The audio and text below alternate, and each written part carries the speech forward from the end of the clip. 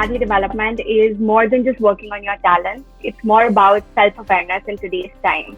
And it's about growing, developing, getting more progressive in life and increasing our significant capacities, more like, thinking out of the box in today's time, which affects the world. Overall, I'll just say these are the traits, your own behavior, and your attitudes that defines your personal persona. Effective tips for a successful personality development. According to me, it is optimism networking.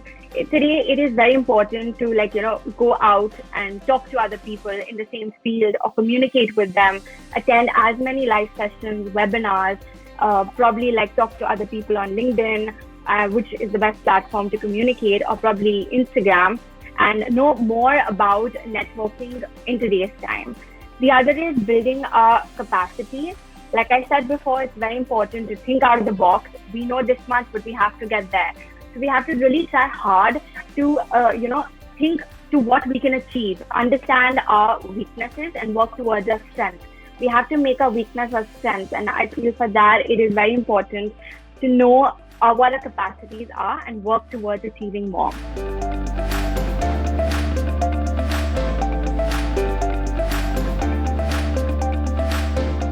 Communication is the bridge which we have between confusion and clarity. I would say we must keep our communication polite. Now, polite, how do we spell it? Polite. So P goes for prioritizing. When to communicate, how to communicate, and when not to delay it. So prioritizing. O is for organize your thoughts and observe. L stands for listening. I said listening is a very, very important component in communication. I stands for information. Be very sure of the information that you are communicating. Do not spread, half-cooked stories, or do not pass a message which is unclear to you. So have the right information. T stands for time. Take your time to draft your communication, to respond to your communication. Do not react. Do not get aggressive. And the last one, E, is to empathize and to expect, put across the right expectations. Because only when you put across the right expectations, you will get the desired results.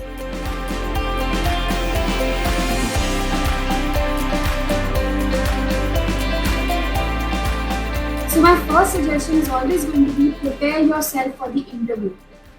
Right? Irrespective of the number of people you're going to meet for that day, be sure to always be prepared for the interview. That means going through the job description in detail. If you don't have the job description, then ask the recruiter as many questions as possible about the role.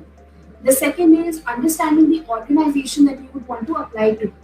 Right? It could be any organization. It could be as big as HUL. It could be as small as a 5-member organization.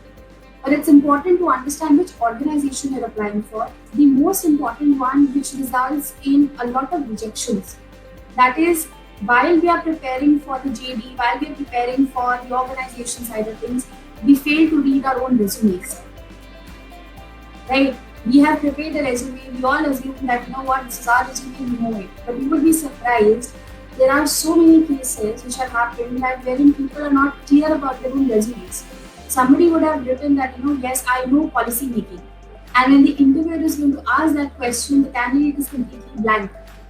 So whenever you're preparing for the interview, while you're reading about the organization, the JD, you're brushing up your own skills, go through your resume.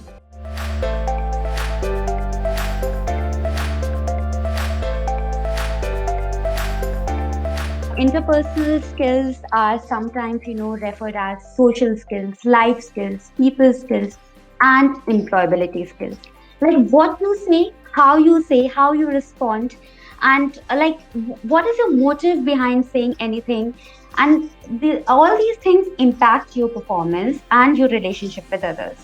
So imagine a situation when a teammate asks you for a favor or asks you to help him or her in something, and you are actually very much overworked, and you can't take some another work, you can't take some other work.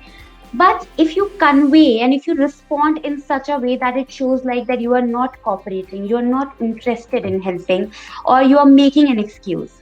So what is lacking here? So this is where we need to learn about interpersonal skills, and These strong interpersonal skills are important in workplace.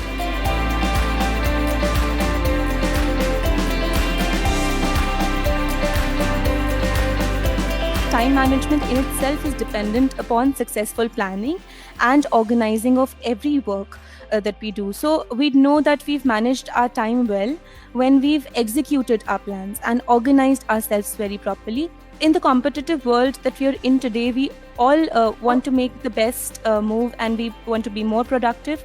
So the first thing is that you need to plan your day in advance. So now you can do it either early in the morning or the previous evening or the night. So some people might argue that preparing a list a day before gives them anxiety and makes them anxious, as they already know that they have so much to do the other day.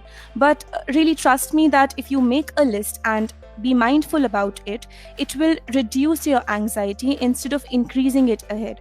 So because what happens here is that you are mentally prepared for the various tasks that you need to do the next day.